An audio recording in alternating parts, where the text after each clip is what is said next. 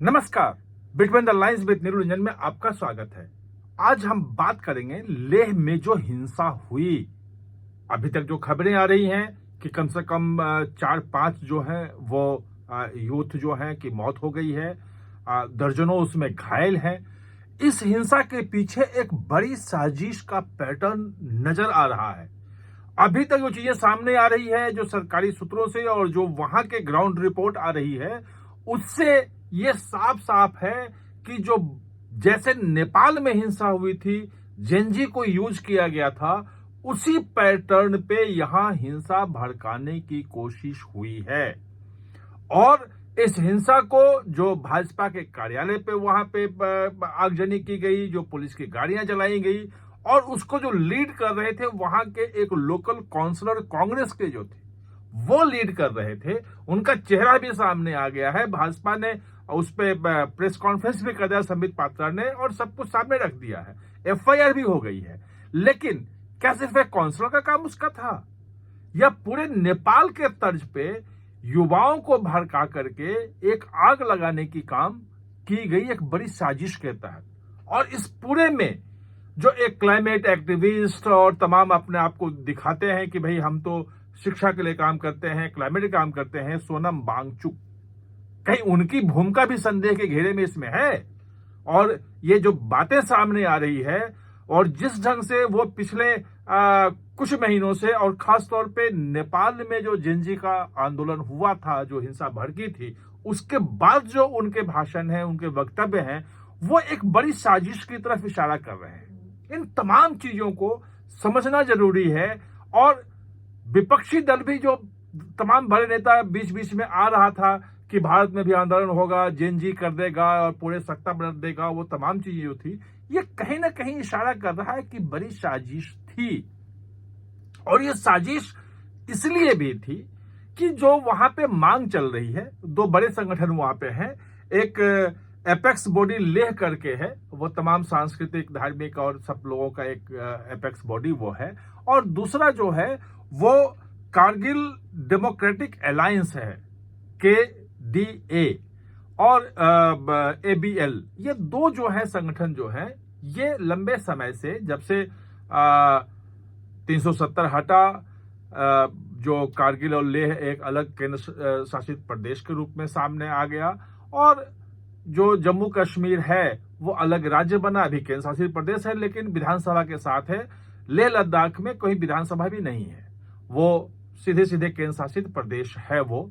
और वहां पे एक मांग उठ रही थी कि यहाँ पे भी राज्य का दर्जा दिया जाए, विधानसभा बनाया जाए, और एक ही सांसद वहां से हैं, तो कारगिल का अलग सांसद हो और लेह लद्दाख का अलग सांसद, ऐसे कुछ मांगे वहां थी। मांग मानने में कोई समस्या नहीं है, मांगे होती हैं, उनकी डिमांड थी।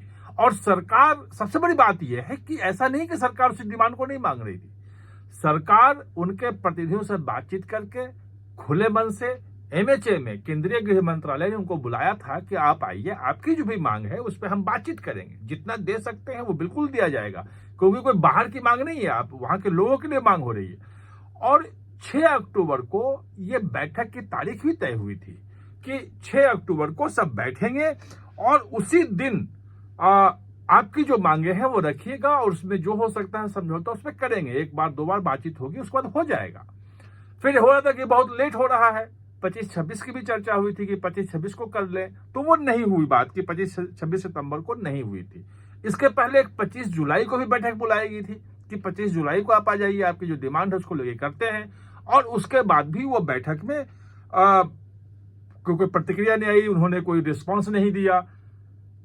तो आखिर जब केंद्र सरकार बार बार कह रही है कि आपके जो मांग है उसको मानने के लिए हम तैयार हैं, तो फिर ऐसी बातें क्यों हो गई? और 6 अक्टूबर को बैठक वहां पे होनी है, ये तय है पहले से कि 6 अक्टूबर को बैठक होगी। तो फिर उसके पहले आज जो है 24 सितंबर को यह हिंसा क्यों फैली? किसने फैलाई हिंसा?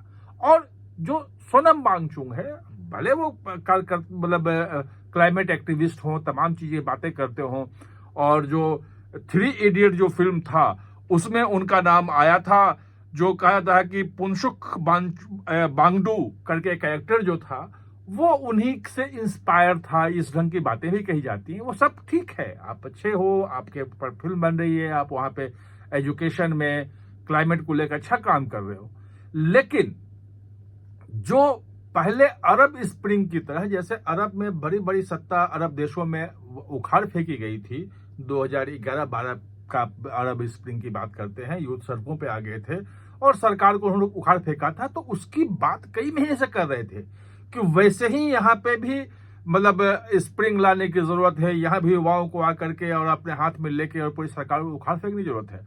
और जब नेपाल का आंदोलन हुआ तो उसके बाद तो खुल के वो जेनजी की बात कर रहे थे।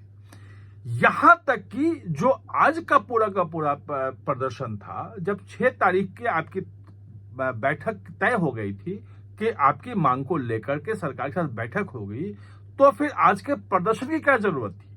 और प्रदर्शन में अगर जेनजी कर रहे थे प्रदर्शन, तो नेपाल में हमने देखा किसी जेनजी ने अपना मुंह नहीं ढका था, मुंह छुपा के प्रदर्शन कर खुलेआम घूम रहे थे और कह रहे थे कि भैया हम उखाड़ फेंकेंगे। यहां मुंह ढक के प्रदर्शन करने आए थे और उन युवाओं के हाथ में मोबाइल था जिसे बार बार वो देख रहे थे, और इसका मतलब था कि उस मोबाइल पे उनको इंस्ट्रक्शन आ रहे थे कि अब आगे क्या करना है। ये कौन लोग थे? जांच का विषय है। अमित शाह बहुत गुस्से में है, केंद्र सरकार बहुत गंभीरता से ले रही है कि आखिर वहां पे युवाओं की जान गई है, युवा वहां घायल हैं, प्रॉपर्टी की जो नुकसान हुआ है ये सब कोई बड़ी बात नहीं है, लेकिन यूथ का जान जाना वहां पे और उनको बरगला करके एक आंदोलन के रूप में ले जाना वहां पे एक साजिश के तहत करना, ये एक बड़ा अपराध है, एक बड़ी साजिश है। इस साजिश से आगे निश्चित रूप से धीरे धीरे पर्दा उठेगा और कोई छूटेगा नहीं। जो काउंसलर वहां कांग्रेस का है वो गिरफ्तार, मतलब उसके खिलाफ एफआईआर हो चुकी है, गिरफ्तारी की अभी तक वहां पुष्टि नहीं हुई क्योंकि वो बहुत सारी चीजें नहीं आ रही हैं। गिरफ्तार भी होगा, कार्रवाई भी होगी और इस साजिश में जितने लोग लगे हुए थे उनके खिलाफ भी निश्चित रूप से कार्रवाई होगी। और जो लोग ये समझ रहे हैं कि जेनजी को आप उकसा करके, भड़का करके आप प्रदर्शन कर लेंगे, तो जिन मुद्दों को लेके वहां पे हुआ था प्रदर्शन नेपाल में, वो स्थितियां यहां नहीं है। यहां तो सरकार जेनजी के लिए काम कर रही है, जेनजी तो तमाम चीजों में आ रहा है।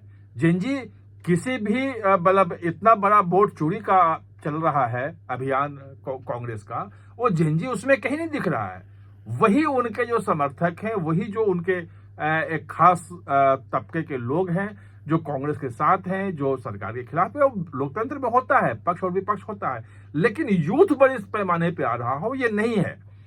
जैसा कि दिल्ली में जब जो भ्रष्टाचार के खिलाफ आंदोलन हुआ था या निर्भया का जो केस आया था, तब जिस ढंग से जेनजी और सब लोग निकल के आए थे सामने और पूरा इंडिया गेट भर दिया था, ऐसा कहीं वोट चोरी के मुद्दे पे लेके किसी मुद्दे पे कहीं नहीं दिख रहा है। इसका मतलब कि जेनजी को उकसाने की जो साजिश थी और ये जो करने की साजिश थी लद्दाख में, वो बेनकाब हुई है और ये इनके खिलाफ कड़ी कार्रवाई जरूरी है, वरना पूरे देश में फिर इसी टेम्पलेट पे वो काम करेंगे और देश के अलग भागों में आग लगाएंगे। ये समझना हम लोगों के लिए जरूरी है, देश की जनता के लिए समझना जरूरी है। आप हमारे साथ चर्चा में जुड़े, इसके लिए बहुत बहुत धन्यवाद।